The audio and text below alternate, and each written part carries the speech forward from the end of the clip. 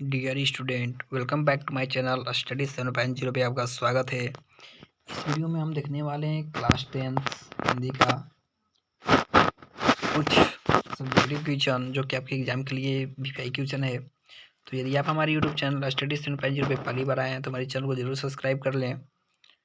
चलिए हम शुरू करते हैं। हमारा पहला क्वेश्चन है, पावस ऋतु में प्रकृति में कौन कौन से परिवर्तन आते हैं, कविता के आधार पर स्पष्ट कीजिए। ठीक है, तो इसका आपको उत्तर लिखना है। पावस ऋतु में प्रकृति में बहुत से मनोहारी परिवर्तन आते हैं, जैसे पर्वत, पहाड़, ताल, झरने आदि भी मनुष्यों की ही भांति भावनाओं से ओतप्रोत दिखाई देते हैं। पर्वत ताल के जल में अपना महाकार देखकर हैरान से दिखाई देते हैं। तीसरा, पर्वतों से बहते हुए झरने मोतियों की लड़ियों से प्रतीत होते हैं। चौथा, बादलों की ओट में छिपे पर्वत मानो पंख लगाकर कहीं उड़ गए हों, तथा तालाबों में से उठता हुआ कोहरा धुएं की भांति प्रतीत होता है। क्लियर है? तो जो पावस ऋतु में जो प्रकृति है उनके इस तरह से परिवर्तन होते हैं। क्लियर है? अगला क्वेश्चन देख लेते हैं। क्वेश्चन नंबर सेकेंड, मेखलाकार शब्द का क्या अर्थ है? मेखलाकार शब्द का क्या अर्थ है?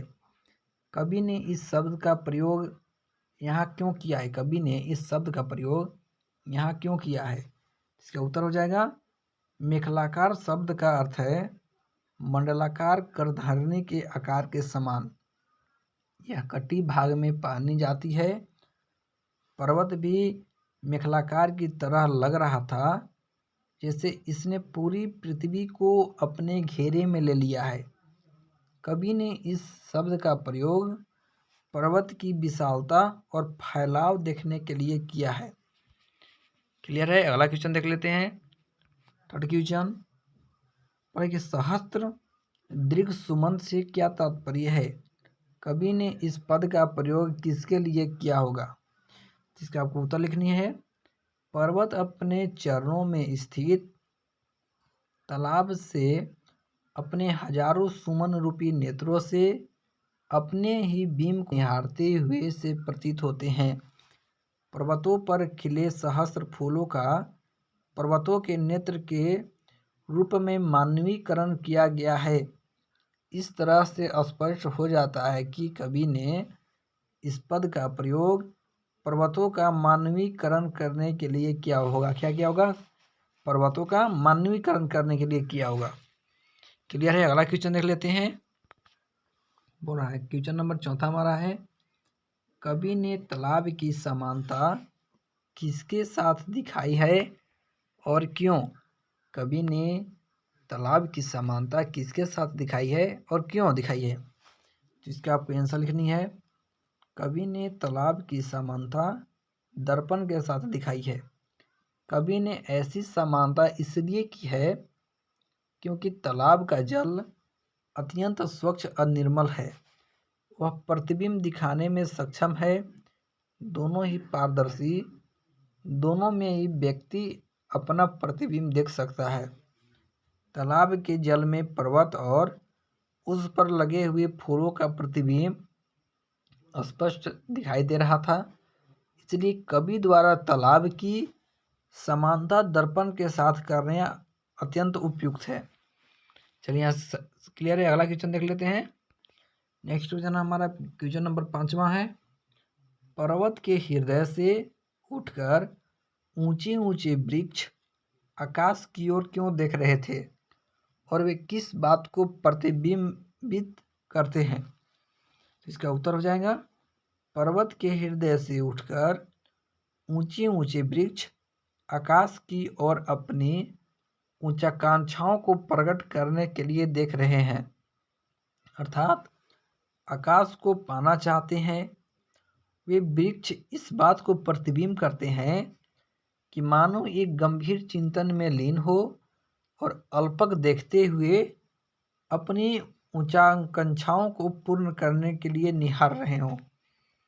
क्लियर है। अगला क्वेश्चन देख लेते हैं। क्वेश्चन नंबर 6 है हमारा, साल के वृक्ष भयभीत होकर पृथ्वी में क्यों धंस गए। साल के वृक्ष भयभीत होकर पृथ्वी में क्यों धंस गए। इसका उत्तर हो जाएगा, कवि के अनुसार वर्षा इतनी तेज और मूसलाधार थी कि ऐसा लगता था मानो आकाश धरती पर टूट पड़ा हो। चारों तरफ धुआं प्रतीत होता है। ऐसा लगता है कि मानो तालाब में आग लग गई हो। चारों ओर कोहरा छा जाता है। पर्वत, झरने आदि सब अदृश्य हो जाते हैं। वर्षा के ऐसे भयंकर रूप को देखकर ही साल के वृक्ष भयभीत होकर धरती में फंसे हुए प्रतीत होती है। क्लियर है। अगला क्वेश्चन देख लेते हैं। अगला क्वेश्चन हमारा है, नेक्स्ट क्वेश्चन बोला है क्वेश्चन नंबर 7, झरने किसके गौरव का गान कर रहे हैं। बहते हुए झरने की तुलना किससे की गई है। इसका उत्तर हो जाएगा, पर्वतों की ऊंची चोटियों से सर सर करते बहते झरने देखकर ऐसा प्रतीत होता है मानो वे पर्वतों की उच्चता व महानता की गौरव गाथा गा रहे हो। जहाँ तक बहते हुए झरनों की तुलना का संभव है, तो बहते हुए झरने की तुलना मोती रूपी लड़ियों से की गई है। किससे की गई है। मोती रूपी लड़ियों से की गई है। तो स्टूडेंट, आज की वीडियो में सिर्फ इतना ही। और यदि आपने हमारी चैनल स्टडी 7.0 को अब तक सब्सक्राइब नहीं किया होगा तो हमारे चैनल को जरूर सब्सक्राइब कर लें। मिलते हैं नेक्स्ट वीडियो।